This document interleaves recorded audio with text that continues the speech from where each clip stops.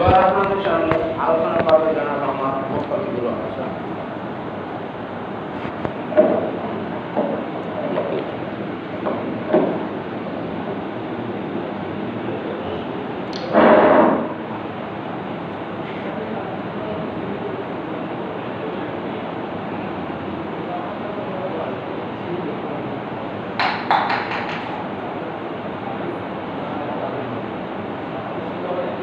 দুরূদ ও সালাম রাসূলের পাক সাল্লাল্লাহু আলাইহি সাল্লামের উপর, চার সাহাবীর উপর, পঞ্জাতের উপর, কুল আমের সালামের উপর, 12 ইমামের উপর, খাজা খাজাগারের উপর, হযরত আব্দুল কাদের জিলানী রাহমাতুল্লাহর উপর, হযরত খাজা গরিব নওয়াজ খাজা মুঈনুদ্দিন চিশতি আজমিরি রাহমাতুল্লাহর উপর, হযরত ইমাম তরিকত খাজা বাহাউদ্দিন নকশবন্দ বুহারী মুশকিল কৌশা রহমতুল্লাহর উপর, হযরত খাজা বাকিবিল্লাহ রহমতুল্লাহর উপর, হযরত কায়েমে জামান ইমামে রব্বানী মুজাদ্দিদে আল-সানি শায়েখ আহমদ ফারুকী সেরহিন্দি রহমতুল্লাহর উপর, হযরত খাজা মাসুদুল্লাহ রহমতুল্লাহর উপর, কাদরিয়া, চিশতিয়া, নকশবন্দিয়া ও মুজাদ্দিদিয়া চার তরিকা যত গাউস কুতুব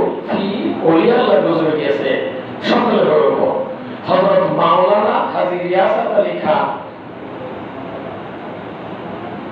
রহমতুল্লাহর উপর, হযরত বরফকির আহমদ এসরার আলী উর্ফে আমিনউদ্দিন সাহেব হানাফি রহমতুল্লাহর উপর, হযরত শাইখানা মুর্শিদানা মুজাদ্দিদানা কুতুবের শাহ সুফি হযরত হাকিম আব্দুল হাকিম মুজাদ্দিদ রহমতুল্লাহর উপর, খাস করে হযরত হুসাইন রাদিয়াল্লাহু আনহু, হায়ানা জামাতা বৃক্ষরাজি পাহাড় পর্বত এরা তো আল্লাহ ছাড়া আল্লাহ না। এই কথা পরে আমরা স্বীকৃতি দিয়েছি লা ইলাহা ইল্লাল্লাহু মুহাম্মাদুর রাসূলুল্লাহ সাল্লাল্লাহু আলাইহি সাল্লাম, নেই কো মাবুদ ইল্লাল্লাহ, আল্লাহ ছাড়া কোনো মাবুদ নাই। আসলে এক মুহূর্তে আগে যদি এই স্বীকৃতি দেয়, এই স্বীকৃতি দেওয়ার পর তার জন্য নামাজ ফরজ হয়ে যায়। এখন আল্লাহ পাক মুর্শিদ কেবলার ওসিলায় রাসূলের পাক সাল্লাল্লাহু আলাইহি সাল্লামের তুফাইলে হযরত হাকিম আব্দুল হাকিম মুজাদ্দিদ রাহমাতুল্লাহ আলাইহির নেক নজরে হযরত ইমাম হুসাইন রাদিয়াল্লাহু তাআলা আনহুর ইজ্জতের খাতিরে এই মুহূর্ত রজনীতে আল্লাহ পাক যদি আমার জবান দিয়ে কিছু মুর্শিদ কেবলার ওসিলায় বলার তৌফিক দান করে তাহলে আমি বলতে পারবো, আর আল্লাহ পাক যদি আপনাদেরকে শোনার তৌফিক দান করে তাইলে আপনারা শুনতে পারবেন। তাই আমি বিনয়ের সাথে বলছি, অনেক বিনয়ের সাথে বলছি, আপনারা প্রত্যেকে যে যে অবস্থায় আছে মাকামে খেয়াল রেখে আলোচনাগুলো শোনার জন্য বিনীত অনুরোধ করছি। কারণ আলোচনার শুরুতেই মুর্শিদ কেবলা বলেছেন মাকামে খেয়াল রেখো আদব, আর মাকামে খেয়াল না রেখে কথাবার্তা বলা এটা এর চেয়ে বড় বিয়াদবি আর কিছুই নেই।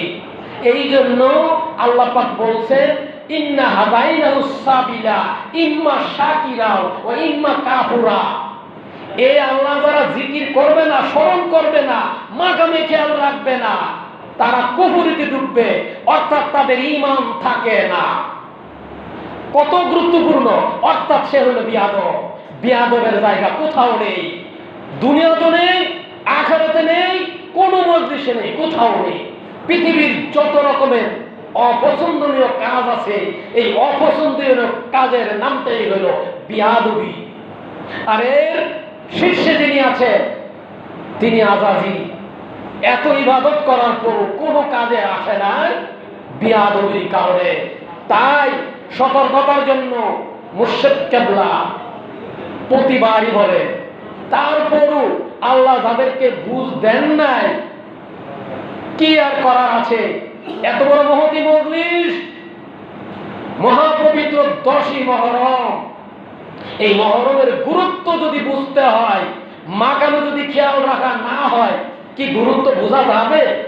তরিকে খাস মুজাদ্দিদের মজলিস রং সুর আর আলোচনার মজলিস না, মাকামে খেয়াল রেখে আলোচনা বুঝার মজলিস, দেখার মজলিস। শুনতে এবং দেখতে হবে, সত্য, এটা আল্লাহ পাকের সত্য। তোমরা শুনো এবং দেখো। এই জন্য দেখার জন্য আল্লাহ সত্য জড়িয়ে দিয়েছে। বিসমিল্লাহির রহমানির রহিম।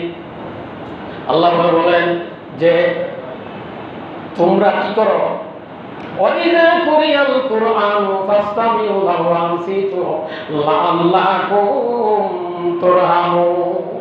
আল্লাহ বলেন তোমরা কি করো? তোমাদের সামনে যখন কোরআনের আয়াত পড়া হয় তখন তোমরা চুপ থাকো এবং শুনো, যাতে করে তোমাদের উপর রহমত নাযিল হয়। এটা কার কথা? আল্লাহর কথা। এই কথাটাই কোরআনের এই বাণীটা, এই কথাটাই মুশাক্কিল্লাহ বলেছেন। আপনাদের হৃদয়ে বোধগম্য হয় নাই। যদি হইতো তাইলে না আপনারা এদিক ওদিক ঘোরাফেরাও করতেন না এবং কথা বলতেন না। এটা মুশাক্কিল্লাহর কথা নয়, এটা স্বয়ং আল্লাহর কথা। কারণ আমি মুশাক্কিল্লাহর কথা বলেছেন আর এই কথার বাংলাটা আমি আরবিটা বলেছি। আল্লাহ বলছে তোমরা চুপ থাকো এবং শুনো, যাতে করে তোমাদের রহমত নাযিল হয়। তাহলে রহমত পাওয়ার জন্য, বেয়াদবির দিবি থেকে বাঁচার জন্য মাকামে খেয়ালের কোনো বিকল্প নেই। এই জন্য আল্লাহ বলছেন আল্লাহ যিকরিল্লাহি আকবার, জিকির হইল সর্বশ্রেষ্ঠ। পৃথিবীর যত আমল আছে, যা কিছু আছে, দুরূদ তারপরে জিকির, জিকিরের চেয়ে এত বড় সর্বোচ্চ, এত মর্যাদা সম্পন্ন আমল আর কিছুই নেই। কারণ আল্লাহ নিজে ঘোষণা দিচ্ছেন, কি বলছেন? আল্লাহ যিকরিল্লাহি আকবার। কি আল্লাহর কথা আপনাদের বিশ্বাস হচ্ছে না? আল্লাহ বলছেন এটা সর্বশ্রেষ্ঠ। ইবাদত নিয়ে কথা বলেছে, অনেকেই কথা বলেছে ইবাদতটা কি। মাওলানা রহিম সাহেব বলেছে জিকিরের কথা বলেছে। আল্লাহ জিকিরের কথা কোরআন পাকে বারবার বলেছে। জিকির মানে মাকামে খেয়াল রাখা, মাকামে খেয়াল রেখে আল্লাহ স্মরণ করা। মাকামে খেয়াল থেকে বিচ্যুত হওয়া মানে তার জীবন শেষ, তার সব শেষ, বৃথা জীবন, কোনো কাজে আসবে না। এর ব্যাখ্যা করতে যে আল্লাহ পাক নিজেই বলেন। ভাই কি বলেন? ওয়ালা তুতিমানাকে ফালনা কালবাহু আন যিকরিনাহু ওয়াত্তাবা হাওয়াহু ওয়া কানা মুরফুতা। এর ব্যাখ্যা করতে যে জিকিরের গুরুত্ব আলোচনা আল্লাহ নিজে করছেন। আল্লাহ বলছে যে আল্লাহ স্মরণ থেকে, অর্থাৎ মাকামে যে খেয়াল রাখে না এবং আল্লাহর জিকির করে না, স্মরণ করে না, আল্লাহ বলছে কি সে শয়তানের অনুগত, সে আল্লাহর অনুগত নয়। অর্থাৎ সে বেয়াদবি করছে, বেয়াদবির কারণে আল্লাহর যাবতীয় রহমত থেকে বঞ্চিত হচ্ছে এবং সে কবরেতে ঢুকছে। ওই মুহূর্তের জন্য সে ঈমান থাকে না। বলেন কেন থাকে না? এই ব্যাখ্যা আল্লাহ নিজে করছেন। আল্লাহ বলেন কেন থাকে না? ইন্নাহু লাইসা লাহু সুলতানু আলাল্লাযিনা আমানু আলা রাব্বিহিম ইয়াতাওয়াক্কালুন। শয়তানের কোনো ক্ষমতা নাই যারা ঈমানদার। তাহলে ঈমানদারের বৈশিষ্ট্য কি কি আপনারা জানেন না? ঈমানদারের কি বৈশিষ্ট্য? ঈমানদারের বৈশিষ্ট্য, যখনই কোনো বান্দা আল্লাহর জিকির করে, আল্লাহর স্মরণ করে, তখন ওই বান্দার অন্তঃকরণ প্রকম্পন হতে থাকে। ইন্নামাল মুমিনুনা আল্লাযী ইযা যুকিরাল্লাহ ওয়াজিলাত কুলুবুহুম ওয়া ইযা তুলিয়াত আলাইহি ওয়া আয়াতুহু যাদাতুহুম ঈমানা ওয়া আলা রাব্বিহিম ইয়াতাওয়াক্কালুন। ওই ব্যক্তি মুমিন, ওই ব্যক্তি বিশ্বাসী। বৈশিষ্ট্য কি? নাম্বার 1, যখনই সে আল্লাহ স্মরণ করে, মাকামে খেয়াল করে, জিকিরের মধ্যে থাকে, অন্যদিক খেয়াল করে না, বেয়াদবি থেকে সুরক্ষিত হয়ে আল্লাহর রেজামন্দির দিকে, আল্লাহর হেফাজতের মধ্যে সে থাকে। যেই ব্যক্তি, যেই বান্দা আল্লাহর হেফাজতের মধ্যে থাকে, সে কি অন্যায় কাজ করতে পারে? কখনো পারে না। বেয়াদবি তার দ্বারা হয় না, কারণ আল্লাহ নিজেই হেফাজত করছে। এই কারণে আল্লাহ বলছে আমি যখনই সে জিকির করবে, আমি তার অন্তরের মধ্যে, অন্তরের চক্ষুটা খুলে দেই। আমি কেন খুলে দেই? যাতে সে দেখতে পায়। আমি প্রথমে বলেছিলাম দেখো এবং কি করো, শুনো এবং দেখো। তাহলে আল্লাহ বলতেছে আমি কি করি, আমি বান্দা চোখকে, তার অন্তরের চক্ষুকে আমি খুলে দিই। কি জন্য? দেখার জন্য। কেমন দেখবে সে, কেন দেখবে? এই আয়াতের ব্যাখ্যা করতে যে আল্লাহ নিজেই বলছেন আফামান সারাল্লাহু সাদরাহুল ইসলাম ফাহুয়া আলা নূরিহি মিন রাব্বিহি মালার রব। আল্লাহ বলছেন সে জিকির করলো, সে আমার রবের নূর দ্বারা সে পরিচালিত এবং সে সুরক্ষিত হচ্ছে। বলেন সে কি গুনাহ করতে পারে, অন্যায় করতে পারে? এই জন্য আল্লাহ বলছেন ইন্নাহু লাইসা লাহু সুলতানু আলাল্লাযিনা আমানু আলা রাব্বিহিম ইয়াতাওয়াক্কালুন। নিশ্চয়ই শয়তানের কোনো ক্ষমতা নাই। সূরা নাহল 99 নম্বর আয়াত। অপর 100 নম্বর আয়াত আল্লাহ পাক বলেন শয়তানের ক্ষমতা তাদের উপর যারা কি করে, ঈমান আনে নাই এবং তারা আল্লাহ স্মরণ থেকে গাফেল। আর এই স্মরণ থেকে যারা গাফেল অর্থাৎ মাকামে খেয়াল করে না, তাদের সেরে ব্যাখ্যা করতে যে কোরআনের আলাদা জায়গায় আল্লাহ পাক বলে, আল্লাহ নিজেই বলে ইস্তাওয়াজা আলাইহিমুশ শাইতানু ফাআনসাহুম যিকিরাল্লাহ ওয়া উলাইকা হিজবুশ শাইতান আলা ইন্না হিজবাশ শাইতান হুমুল খাসিরুন। আল্লাহ বলেন যাদের অন্তঃকরণ আল্লাহ স্মরণ করে না সে হলো শয়তানের দল। সে কার দল? শয়তানের দল। অর্থাৎ সে অন্তর মাকামে খেয়াল নেই, আল্লাহ জিকির করে না, সে হলো শয়তানের দল। অর্থাৎ সে ঈমানদার না। ঈমান ওই মুহূর্তের জন্য ঈমান বঞ্চিত, এই জন্য তার বন্ধু হলো শয়তান। এই জন্য জিকিরের এত গুরুত্ব। কেন? আল্লাহ অনেক সুন্দর করে বলছে ওয়ালা তাহনিয়া বিজিকিরি, জিকিরের মধ্যে কোনো শিথিলতা নাই। দেখো তাইলে আব্বার যে কথাটা, মুর্শিদ কেবলার যে কথা, মাকামে খেয়াল না করাটা বিয়াদবি, আপনারা কি বুঝতে পারছেন? এটা কি আব্বার কথা না স্বয়ং আল্লাহর কথা? এর বাইরে কোনো আমল। শুধু তাই নয়, এই আয়াতের জিকিরের ব্যাখ্যা করতে যে রাসূল পাক সাল্লাল্লাহু আলাইহি ওয়াসাল্লাম বলেন দুনিয়াতে আল্লাহর জিকির এবং জিকির কার্যে সহযোগিতাকারী ব্যতীত দুনিয়াতে যা আছে সব অভিশপ্ত। তাহলে এত গুরুত্ব। তাইলে মাকামে খেয়াল করাটা কত গুরুত্ব বুঝতেছেন? এই জন্য মাকামে খেয়াল করাটা কতক্ষণ খেয়াল করতে হবে, এর ক্রাইটেরিয়া কি আল্লাহ জানাই দিলেন ফাইজা কাদাইতুস সালাতা ফাযকুরুল্লাহ কিয়ামা ওয়া কুদা আলা জুনুবিকুম। সূরা নিসা 5 পারা 103 নম্বর আয়াত। আল্লাহ বলেন তোমরা যখনই নামাজ থেকে ফারেগ হও, উপবেশন অবস্থা, দণ্ডায়মান অবস্থা ও শায়িত অবস্থা আল্লাহ স্মরণ করো। অর্থাৎ নামাজ বাদে সর্বসময় আল্লাহ জিকির করো, স্মরণ করো, মাকামে খেয়াল রাখো। বলতে পারেন অনেকে যে ঘুমাইলে, হ্যাঁ ঘুমাইলেও এটাকে এস্টাবলিশ করার জন্য, যুগোপযোগী করার জন্য আপনি একজন মাধ্যম। ইয়া আইয়ুহাল্লাযিনা আমানু আত্তাকুল্লাহা ওয়া কুনু মা'আস সাদিকিন। আল্লাহ বলে এটাকে এস্টাবলিশ করার জন্য, জিকিরকে প্রতিষ্ঠা করার জন্য কি করো? একজন মাধ্যম, একজন আল্লাহওয়ালা সুহবত লাভ করো। আর এই আয়াতের ব্যাখ্যা করতে যায় পৃথিবীর বিশিষ্ট বুজুর্গরা বলছে, হ্যাঁ ইমাম গাজ্জালি বলেন যে জিকির নামাজ থেকে একজন আল্লাহওয়ালা সুহবত অনেক গুরুত্ব। যার কারণে এর গুরুত্ব আলোচনা করতে যে মাওলানা জালালউদ্দিন রুমি বলেন এক জমানে সুহবতে আউলিয়া বেতরাজ সদসলা তাকতে বেরিয়া। এক মুহূর্তের জন্য এক আল্লাহওয়ালা সুহবত অনেক গুরুত্বপূর্ণ। এই জন্য গুরুত্বপূর্ণ কেন? জিকির এস্টাবলিশ করার জন্য। এই জন্য এর ব্যাখ্যা করতে যে আল্লাহ পাক আরেক জায়গায় বলেন আকিমুস সালাতা লিজিকির, লিমানি জন্য কিসের জন্য? তোমরা নামাজ কায়েম করো আমার স্মরণকে এস্টাবলিশ করার জন্য। যার কারণে নামাজ যদি এস্টাবলিশ না হয় স্মরণ এস্টাবলিশ হবে না। স্মরণ যদি এস্টাবলিশ না হয় নামাজ এস্টাবলিশ হবে না, প্রতিষ্ঠিত হবে না। এই জন্য স্মরণ এবং নামাজ একে অপরের সাথে অঙ্গাঙ্গিভাবে জড়িত। এর মাঝখানে যে মিডিয়া শক্তিশালী, সেই শক্তিশালী যে পাওয়ারফুল ম্যাগনেট, ওই ম্যাগনেটের নাম হল দুরূদ। এই দুরূদ জিকির এবং নামাজকে শক্তিশালী করার জন্য দুরূদের ভূমিকা অত্যন্ত গুরুত্বপূর্ণ। দুরূদের আলোচনা করতে গেলে অনেক টাইম লাগবে, ওইদিকে আমি গেলাম না। যাই হোক, আজ 10ই মহরম মহাপবিত্র 10ই মুহররম আশুরা, এই উপলক্ষে আমরা এই মহতী মজলিসে উপস্থিত হতে পেরেছি। এটা আল্লাহ পাকের দরবারে আমরা শুকরিয়া আদায় করছি, আল্লাহ পাকের দরবারে অমৃত শুকর।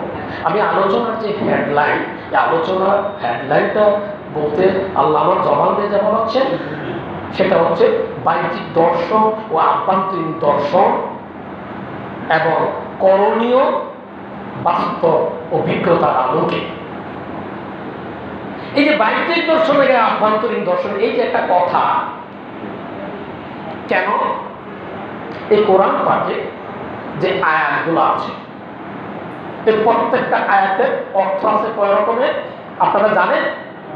কয় রকমের অর্থ আছে কোরআন পাকে যে আমরা যে পড়ি, অর্থ কয় রকমের জানেন না আপনারা? কি জানেন না? কোরআন পাকের অর্থ কয় রকমের হয়? 2 রকমের হয়। কোরআন শরীফে এই কথা বলা আছে। একটা অর্থ হচ্ছে বাহ্যিক অর্থ, যেটা সাধারণ মানুষ, হিন্দু, বৌদ্ধ, খ্রিস্টান, নাসারা, ইহুদি যেগুলো পড়লে সাধারণভাবে বুঝতে পারবে। আর একটা আভ্যন্তরীণ অর্থ, পড়াশোনা করে এটা বোঝা যাবে না। কেন বোঝা যাবে না? এই জন্য আমাদের প্রিয় মুর্শিদ কেবলা মুর্শেদ, আমাদের প্রিয় হযরত হাকিম আব্দুল হাকিম মুজাদ্দেদ রহমতুল্লাহ বলতেন, বিদ্যা শিখিলে জ্ঞানী নাহি হয়, জ্ঞান পৃথক জিনিস আল্লাহ যারে দেয়। এটা সম্পূর্ণ পৃথক ও আলাদা। এই জ্ঞান আল্লাহ প্রদত্ত জ্ঞান। আর এই কারণেই শেখ সাদি রহমতুল্লাহ এই জ্ঞান পাওয়ার পর তিনি বলছেন, বরকে ধর তাহলে সহজ ধর, নজরে হুশিয়া হরুরকে দম্পতিষ্ট মারেফাতে দিগা। হে আল্লাহ, তোমারে পাওয়ার জন্য এত শত সহস্র খণ্ড, এত কিছু, এত হাদিস, এত পড়ার কি দরকার? কখন বলেছে? যখন এই জ্ঞান প্রাপ্ত হয়েছে। সেটা কি জ্ঞান? এই জন্য এর ক্রাইটেরিয়া সম্পর্কে আমরা কোরআন পাঠে জানি। আল্লাহ পাক বলতেছেন আল্লাহু আলিমুন। আল্লাহ কি বলছেন? আল্লাহু আলিমুন। আল্লাহ বলছেন আমি একমাত্র জ্ঞানী। তাহলে আর কেউ জ্ঞানী না? কি কার কথা? আমি কোরআনের আয়াত বলছি। আল্লাহ বলছেন আমি একমাত্র জ্ঞানী, তাহলে আর কেউ জ্ঞানী না? তাহলে এই জ্ঞান যদি পাইতে হয়, কার কাছে পাইতে হবে? আল্লাহর কাছে পাইতে হবে না? তা আল্লাহর সরাসরি পাইলাম না, এই জন্য মাধ্যম রাসূল পাক সাল্লাল্লাহু আলাইহি সাল্লাম লাগবে। এই জন্য আল্লাহ পাক কোরআন পাকে ঘোষণা দিলেন, আল্লাহ জানিয়ে দিলেন যে তোমরা যে আমার পরিচয় লাভ করবা, জ্ঞান যে অর্জন করবা, কিভাবে পাবা?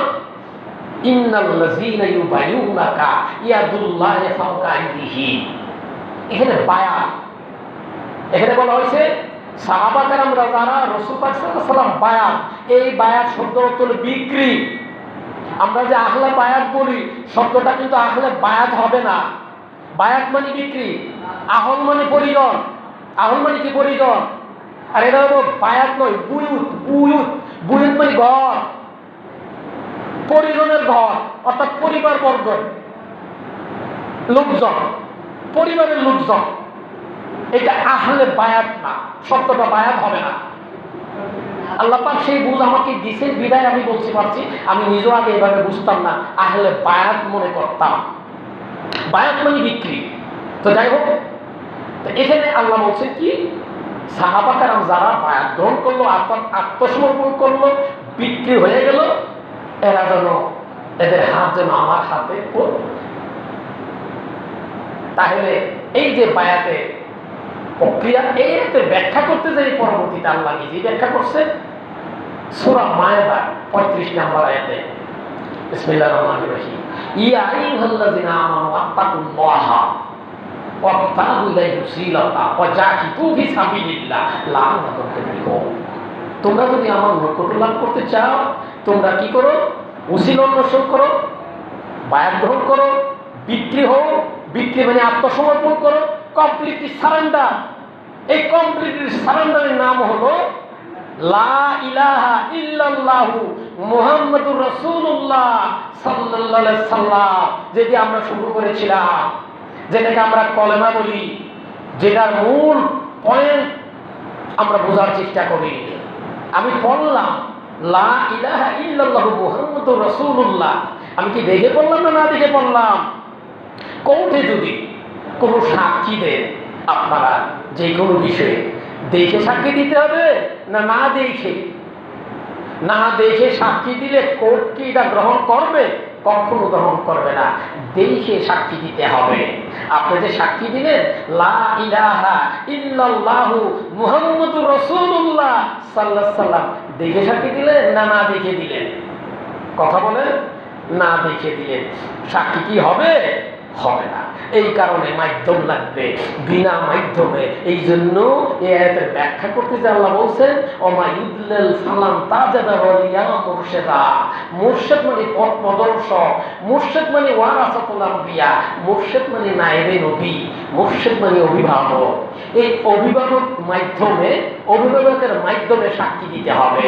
যেমন উদাহরণস্বরূপ আপনারা সবাই জানেন কোন বিয়ে শাদী যখন হয় সাক্ষী লাগে 2 জন, নাকি? সাক্ষী ছাড়া বিয়ে কি হবে? গ্রহণযোগ্য হবে? হবে না। তাই এখানে সাক্ষী 2 জন লাগে। বিয়ে হয়েছে এটা সাক্ষী। তাহলে সত্যায়নকারী সাক্ষী হিসাবে তিনি হলেন আর কেউ নন, তিনি হলেন ওয়ারাসাতুল আম্বিয়া। যেহেতু রাসূল পাক সাল্লাল্লাহু আলাইহি সাল্লামকে আমরা ফিজিক্যালি বাহ্যিকভাবে পাবো না, এই জন্য কি করতে হবে? বাহ্যিক পাওয়ার জন্য ওয়ারাসাতুল আম্বিয়ার মাধ্যমে আমাদেরকে এই স্বীকৃতি লা ইলাহা ইল্লাল্লাহু মুহাম্মাদুর রাসূলুল্লাহ সাল্লাল্লাহু আলাইহি সাল্লাম যতক্ষণ না বলবো প্রকৃত ওয়ারাসাতুল আম্বিয়ার কাছে, ততক্ষণ পর্যন্ত ওই ব্যক্তি মুমিন হতে পারবে না। কারণ মুখে মুখে বলল, বহু হিন্দু আছে, কাফের আছে, মুশরিক আছে, তারা বলে, অনেকে আছে বলে, কি মুসলমান হয়ে গেল? না, কখনো না, সেই ইমানদার হয় নাই। মাধ্যম লাগবে, বিনা মাধ্যমে এটা হবে না। এর ব্যাখ্যা করতে যে আমাদের মাযহাবের ইমাম আবু হানিফা রাহমাতুল্লাহ বললেন লাউলা খালাকান লা খালাকান নুমান।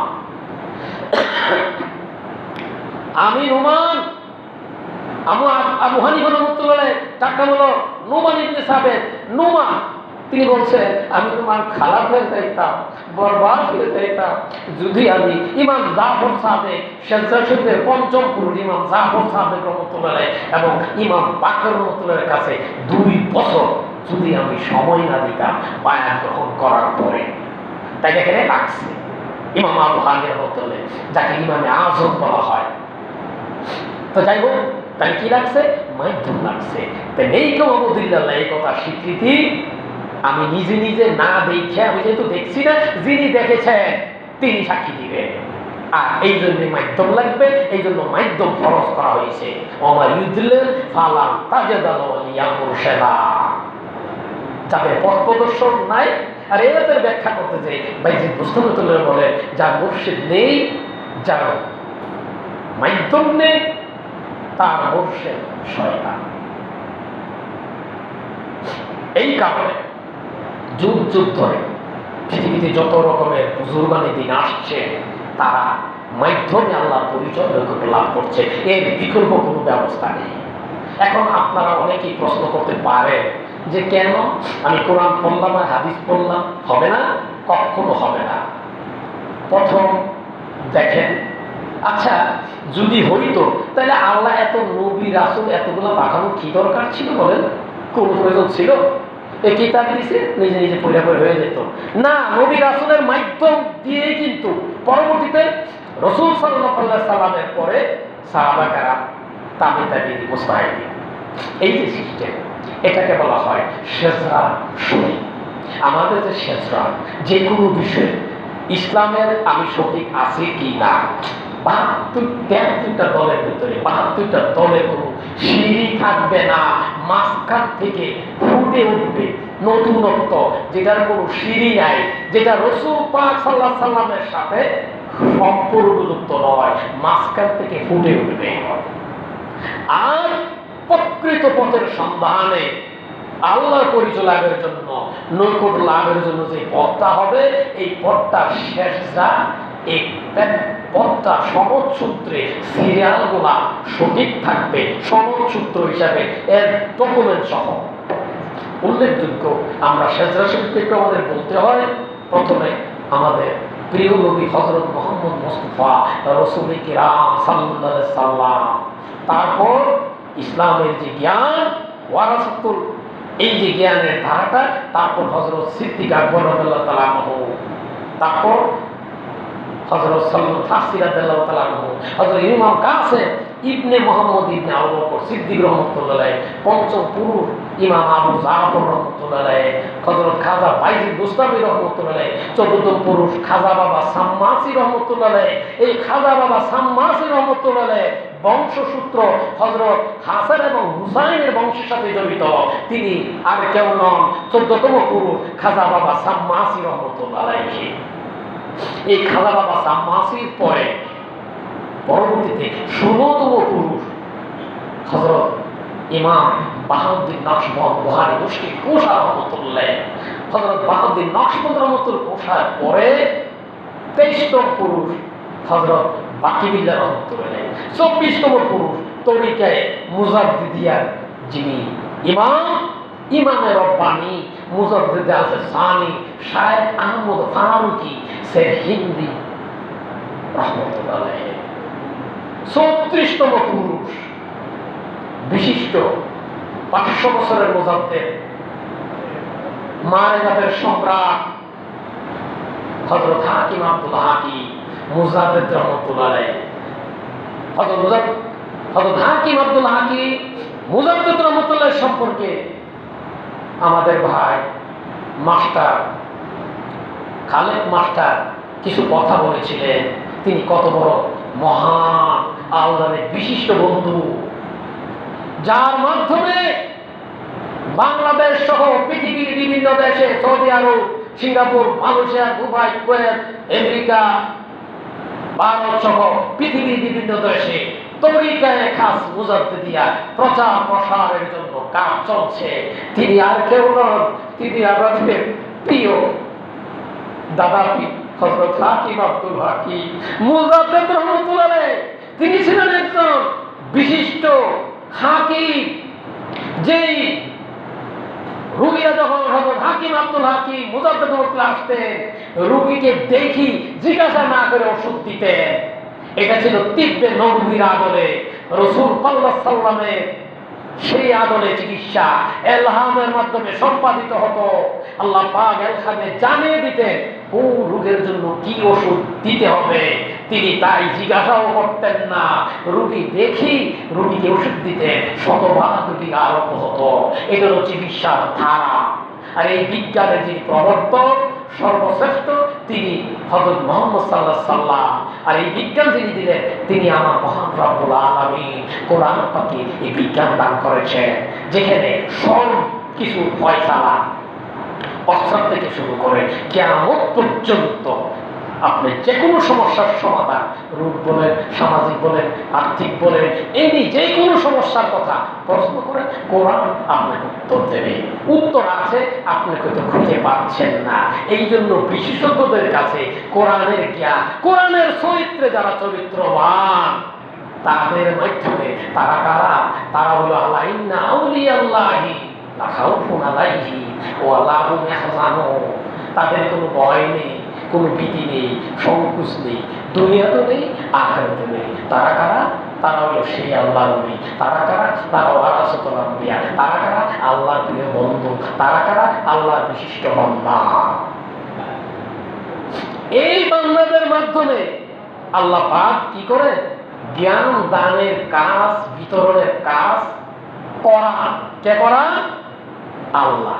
এই জন্য আল্লাহ বলছেন, আল্লাহ যে করা, আল্লাহ নিজেই বলছেন বালিল্লাহু মাওলাকুম ওয়া হুয়া খায়রুন নাসিরুন। সর্বশ্রেষ্ঠ সবচেয়ে যে বড় অভিভাবক তিনি হলেন আল্লাহ। তা আল্লাহ মাধ্যমে করেন। কি করেন আল্লাহ? মাধ্যমে। এখন যদি মাধ্যমে না করতো, সরাসরি করতো, তাহলে আল্লাহ কি বলতেন না ঠিক আছে সমস্যা নাই, তোমরা সরাসরি আমার কাছে চাও দিয়ে দেবো? কিন্তু আল্লাহ বলছেন না না, আমি সরাসরি দেব না। কিভাবে দেব?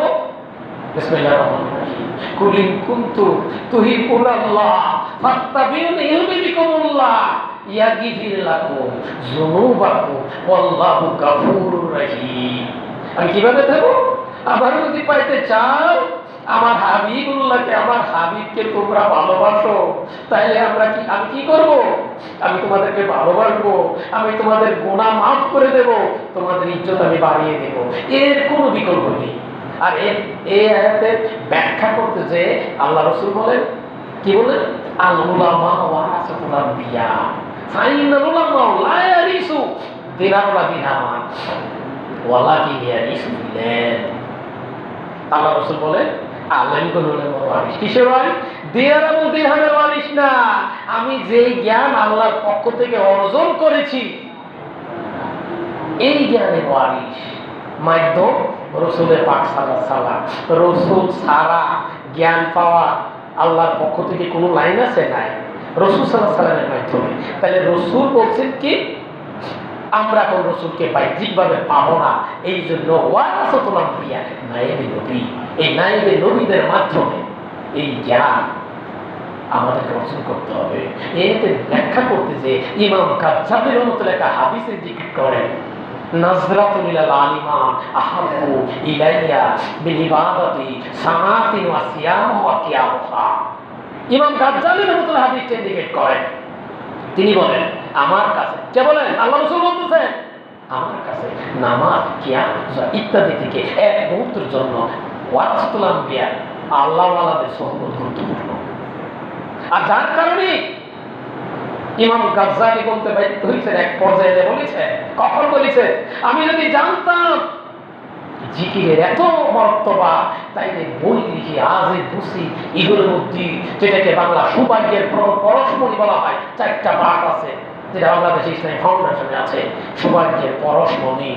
ইমাম গাজ্জালী রাহমাতুল্লাহ এই সমস্ত বিখ্যাত গ্রন্থ তিনি বললেন, আগে যদি আমি জানতাম যে জিকিরের এত মর্তবা, তাইলে বই লিখে অযথায় সময় নষ্ট করিতাম না।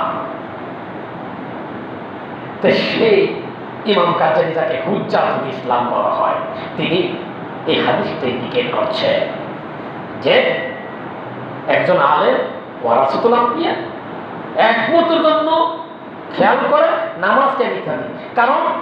এর কারণ হচ্ছে নামাজ, কিয়াম ইত্যাদিকে সংশোধন করার জন্য, জিকির এস্টাবলিশ করার জন্য ওই ওয়ারাসাতুল আম্বিয়া মাধ্যম ছাড়া, রূহানি সহযোগিতা ছাড়া অসম্ভব, সম্ভব নয়। এটা ক্রাইটেরিয়া, এটা সিস্টেম, যার কারণে আল্লাহ হাবিব 40 বছর যখন বয়স কুড়িতে একটু বেঁকে যায়, যখন এই আয়াত নাযিল, আপনি পড়ুন ইকরা বিসমি রাব্বিকাল লাযী খালাক, যেই আমাদের প্রিয় নবী হযরত মুহাম্মদ মুস্তাফা রাসূল ইকরাম সাল্লাল্লাহু আলাইহি সাল্লাম, যিনি বলছেন আদম আলাইহিস সালাম যখন পানি এবং কাদায় মিশ্রিত, আমি তখন বলি, আর তিনি বলতেছেন আমি পড়তে সক্ষম নই। এটা কি আল্লাহর হুকুমে না মুহাম্মদ রাসূলুল্লাহ সাল্লাল্লাহু আলাইহি ওয়াসাল্লাম নিজের হুকুম, না নিজের কথা? বলেন তো। এটা আল্লাহর হুকুম, আল্লাহ স্টপ করে দিয়েছে। কি স্টপ করে দিয়েছে? আপনার পড়া লাগবে না। যদি বলেন পাইলেন কোথায় আপনি? আল্লাহ নিজেই বলছেন, পরবর্তী আয়াত আল্লাহ বলছেন লাগবে না, আল্লাহ বলছেন লা তুহাররিক বিহি লিসানাকা লিতাজালা বিহি ইন্না আলাইনা জামআহু ওয়া কুরআনা ফাইযা কারানাহু ফাত্তাবি কুরআনা সুম্মা ইন্না আলাইনা বায়ানা। যখন আয়াত নাযিল হতো, আল্লাহ রাসূল বললেন যে, মানে যখন আয়াত নাযিল হতো ঠুকঠুক করে পড়ার চেষ্টা করতে, আল্লাহ জানাই দিলেন না, আপনার পড়া লাগবে না, আপনার কলবের মধ্যে, অন্তরের মধ্যে আমি জ্ঞান কি করছি? ডাইলে দিছি। এটাকে ডালা বলা হয়, এলকা বলা হয়, জ্ঞান ঢেলে দেওয়া। এটা কি চলে গেছে? আল্লাহর জ্ঞান আল্লাহ রাসূল পাক সাল্লাল্লাহু আলাইহি সাল্লামের পরবর্তীতে ওয়ারাসাতুল আম্বিয়ার মাধ্যমে মানবের কলবের মধ্যে আল্লাহ জ্ঞান ঢেলে দেন। এটাকে কি বলা হচ্ছে? সূরা কাহফ 15 পারা 60 থেকে 82 নম্বর আয়াত, এর বিশেষ জ্ঞানের কথা বলা হয়েছে। 82 নম্বর আয়াতে বলা হচ্ছে ইলমুল লাদুনি, যেটাকে বলা হয় লাতাই, যেটাকে বলা হয় বিশেষ জ্ঞান। এটা কি? বিশেষ জ্ঞান হচ্ছে আল্লাহর পক্ষ থেকে কলবের মধ্যে জ্ঞান আল্লাহ ঢেলে দেয়, এটাকে বলা হয় বিশেষ জ্ঞান। আর একটা হচ্ছে এলহামের মাধ্যমে আল্লাহ পাক জানিয়ে দেন, এটা একটা জ্ঞান। তাহলে এখানে দর্শনের মাধ্যমে এলকা, এলহাম, দর্শন আল্লাহ যদি কাউকে বোঝানোর মতো সেই তৌফিক দেন, তাই সে বুঝতে পারবে। তো রাসূল পাক সাল্লাল্লাহু আলাইহি ওয়াসাল্লামকে আল্লাহ যে জ্ঞান দান করলেন, এই জ্ঞানের ধারাটা কি আল্লাহ উঠাই নিলেন? না, না, উঠাই নেন নাই, উঠাই নেন নাই। এর ধারাটা রাসূল সাল্লাল্লাহু আলাইহি ওয়াসাল্লাম কিয়ামত পর্যন্ত চলতে থাকবে। এই সিঁড়ি চ্যানেল বাই চ্যানেল হযরত রাসূল পাক সাল্লাল্লাহু আলাইহি ওয়াসাল্লাম, হযরত হাকিম আব্দুল হাকিম মুজাদ্দিদ রহমাতুল্লাহ 34তম পুরুষ, তারপর 35তম পুরুষ আমাদের মুর্শিদ কিবলা শাইখানা মুর্শিদানা মুজাদ্দিদানা কুতুবের শাহ শাহ সুফি সুলতান আরিফি হযরত মুহাম্মদ ইবনে মুহাম্মদ আলী, যার মাধ্যমে আমরা এই জ্ঞান আল্লাহ পাক আমাদেরকে দান করছেন। আলহামদুলিল্লাহ, সমস্ত প্রশংসা গৌরব কৃতিত্ব একমাত্র আল্লাহ পাকের জন্য। সত্যি কথা বলতে হবে, কারণ আল্লাহর সেই বিশেষ নিয়ামত, আল্লাহর সেই বিশিষ্ট বান্দার মাধ্যমে আল্লাহ দান করেছেন। এটা কারো ব্যক্তিগত কোনো সম্পদ নয়, এটা আল্লাহর দান। শুকরিয়া আল্লাহ পাকের দরবারে। কিন্তু অনেক পরিতাপের বিষয় হচ্ছে, এই সত্য জিনিস পাওয়ার পরও অবহেলায় আমরা এটাকে হারিয়েছি, ফেলেছি এবং এর শুকরিয়া আদায় করছি না, গুরুত্ব দিচ্ছি না। কেন? সহজে পাইছি বিধায় এর গুরুত্ব আমরা দিতে বুঝি নাই।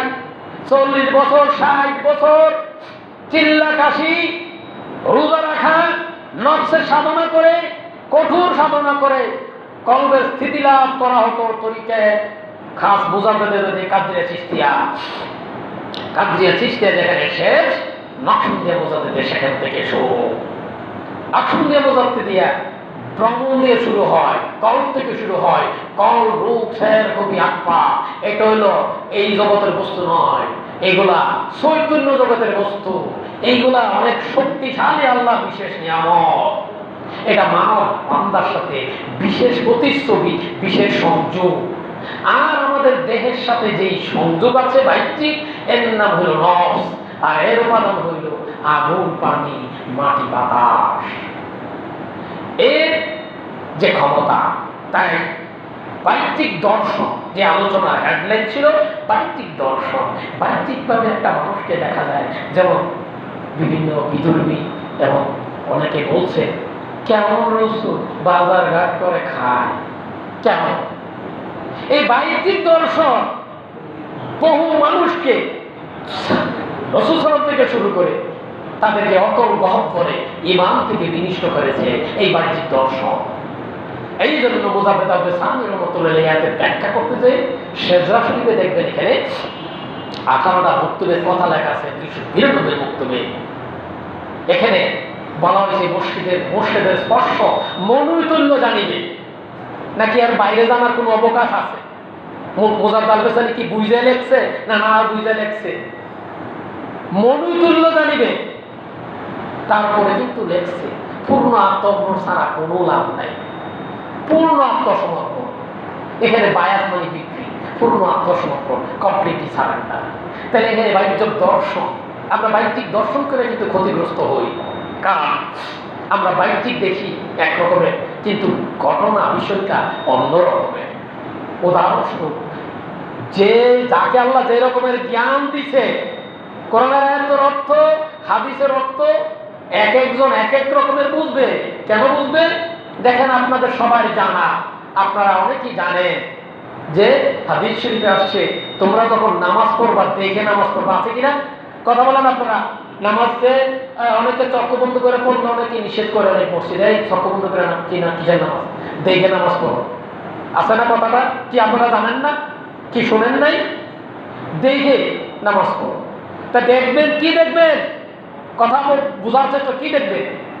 নামাজে হেরে রুকু সেজদা করবেন, ওই যে হেনে নামাজের একটা পার্টি আছে, নামাজের মাসালা আছে, এটা দেখবেন নাকি কি দেখবেন? এখানে দেখতে বলছো তো, দেখবেন ওই নিচের দিক মাটির দিক তাকায় দেখেন, অথবা ওই মাদুরটা দেখেন, এই দেখেন, এই দেখতে বলছে? না না না, এই দেখতে বলে নাই। কি দেখতে বলছে? দেখতে বলছে যে কি আসসালাম মেরাজুল মুমিনিন, তোমরা যখন এই নামাজে যাবে তখন মেরাজ হবে, সাক্ষাৎ হবে। কার সাক্ষাৎ হবে? আল্লাহ সাক্ষাৎ হবে। অর্থাৎ আল্লাহরে দেখে দেখে তোমরা সেজদা দাও। নামাজ পড়ো আল্লাহরে দেখে দেখে। দেখতে বলছে, পাটি দেখতে বলে নাই, বাদুর দেখতে বলে নাই। দেখতে বলছে কি? আল্লাহরে তোমরা দেখে দেখে নামাজ পড়ো। অর্থাৎ এই নামাজ হবে আসসালাম মারাজুল মুমিনিন। যেই জন্য হযরত আলী রাদিয়াল্লাহু তাআলা যখন নামাজ পড়ছে, নামাজ অবস্থা এখানে তীর কি বের করে ফেলাইছে। পরবর্তী জিজ্ঞাসা করা হইল, তো তিনি বললেন, আমি তো খানে কাবায়, আমি কি খানে কাবায় ছিলাম, আল্লাহরে দেখে দেখে আমি নামাজ পড়ছি, যার কারণে তার কোনো খেয়াল ছিল না, বাহ্যিক কোনো খেয়ালই ছিল না। আর এতে ব্যাখ্যা করতে যাই স্বয়ং রাসূল সাল্লাল্লাহু আলাইহি ওয়াসাল্লাম বলে, আমি আমার আল্লাহরে দেখে দেখে সেজদা করি। কি করে? আমার হাবিব আমার আল্লাহকে, আমি আমার আল্লাহকে দেখে দেখে সেজদা করি। তাহলে দেখতে বলা হয়েছে, না দেখলে তাইলে কি নামাজ হবে? কথা বলেন। দেখতে যেহেতু বলছে, দেখে পড়বেন তো নামাজ, দেখতে বলছে, কাজে না দেখলে নামাজ হবে না। আর এই নামাজ ইন্নাস সালাতা তানহা আনিল ফাহশাই ওয়াল মুনকার, নিশ্চয়ই নামাজ সমস্ত অন্যায় কাছ থেকে ফিরে রাখে। এই নামাজ ফিরে রাখবে না। নামাজ যতই পড়তেছি, সূরাটা সুন্দর করে করতেছি, রুকু সাজদা ঠিকভাবে করতেছি, এতে ব্যাখ্যা করতে যাই আপনারা জানেন সূরা মাউন এখানে বলা হয়েছে ওই নামাজের জন্য দুর্ভোগ যারা রুকু সাজদা ছাড়া যাদের কপালে নসিব হয় না। কি জানেন না? ফাওয়াইলুল লিল মুসাল্লিন, তারা কারা? তাদের ঈমান নেই, তারা বাহ্যিক ইলমের উপরে আছে। এই জন্য আল্লাহ রাসূল বলে, আল ইলমুল মারিফা আল ইলমু সাবিতুল বিল কালবি। এই ইলমটাকে দুই অংশে বিভক্ত করা হয়েছে, একটা হলো জবানি ইলম আর একটা হলো কলবি ইলম। জবানি ইলম বই পুস্তক পড়ে, কিতাবাদি করে মাদ্রাসা পড়ে অর্জন করা যায়, আর কলবি ইলম এটা বই পুস্তক পড়ে কিতাবাদি করে অর্জন করা যায় না। এর জন্য কি লাগবে? চক্ষুবান হইতে হবে। লা তুদরিকুল আবসার ওয়া হুয়া লাতীফুল খাবীর। আল্লাহ বলছে এই সর্বচক্ষু দেই দক্ষ বান্দা যখন আল্লাহর মহব্বতে আমার প্রেমের কারণে তার অন্তরটা ভরপুর হয়ে যায়, আমি আল্লাহ দয়া করে ওই বান্দার অন্তঃকরণে আমি অন্তর চক্ষু দান করি। ওই চক্ষু দ্বারা যে নিজেকে দেখিল, সে তার স্বীয় সত্তাকে, স্বীয় সত্তা বলতে আমাদের যে বডিটা, এই বডিটা 10টা লতিকা দিয়ে গঠিত। আগুন, পানি, মাটি, বাতাস, এটা বাহ্যিক নফস, এই 5টা, আর 5টা হইল কলরূপ ফের খুবই আফা। 5টা চৈতন্য জগতে এটা খোলা চোখে, এই চোখ দিয়ে, বাহ্যিক চোখ দিয়ে দেখা যায় না। তাহলে স্বীয় সত্তাকে এই চোখ দিয়ে দেখা যাবে না। এই জন্য আল্লাহ বলছে যে কি, যে দেখিল না সে তার স্বীয় সত্তাকে চিনতে পারল না, এবং আল্লাহ বলেন আমি তার রক্ষক নই, আমি তার রক্ষা করি না। এই জন্য আল্লাহ তার হেফাজত করেন না। এদের ব্যাখ্যা করতে যে রাসূল পাক সাল্লাল্লাহু আলাইহি সাল্লাম বলেন, কালা রাসূলুল্লাহ সাল্লাল্লাহু আলাইহি সাল্লাম কাল ইত্তাকু ফারাসাতাল মুমিনিনা ফাইন্নাহু লা ইয়ানজুরু বিনুরিল্লাহ। আল্লাহ বলেন তোমরা যেভাবে দেখো তাদের অন্তর্দৃষ্টিকে তোমরা ভয় করো, কারণ তোমরা যেভাবে দেখো তারা ওইভাবে দেখে না। কি দিয়ে দেখে? ইয়ানজুরু বিনুরিল্লাহ, আল্লাহর দেওয়া নূরের চোখ দিয়ে তারা দেখে। কি দিয়ে দেখে? ইয়ানজুরু বিনুরিল্লাহ, আল্লাহর দেওয়া নূরের চোখ দিয়ে দেখে। বিশ্বাস হচ্ছে না? এত ব্যাখ্যা করতে যে এটাকে আরো কনফার্ম করার জন্য, শক্তিশালী করার জন্য আল্লাহ বলছে নূরান তামশুনা বিহি ওয়া ইয়াগফির লাকুম, আমি তোমাদেরকে দেব নূর, দেব কোথায় দেব? তোমাদের অন্তঃকরণের মধ্যে, যাতে তোমরা দেখতে পাও।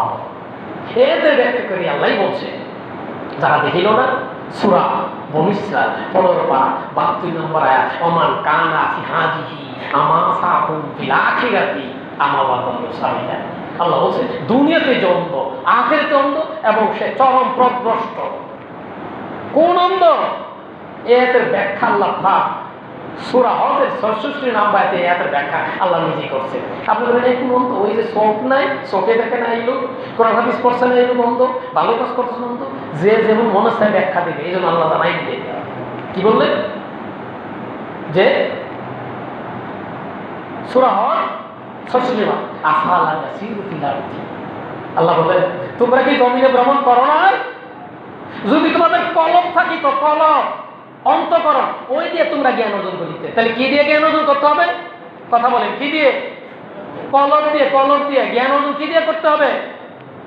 আল্লাহ রাসূল বলছেন আলিল মানে আলিল মুসাবিতুল ফিল কালবি, দুই প্রকার। তা আল্লাহ বলছেন কলব দিয়ে জ্ঞান অর্জন করতে, সূরা হজ 46 নম্বর আয়াত। তাহলে জ্ঞান অর্জন করতে হবে কি দিয়ে? কলব দিয়ে। এতে ব্যাখ্যা করে আল্লাহ রাসূল বলেন যে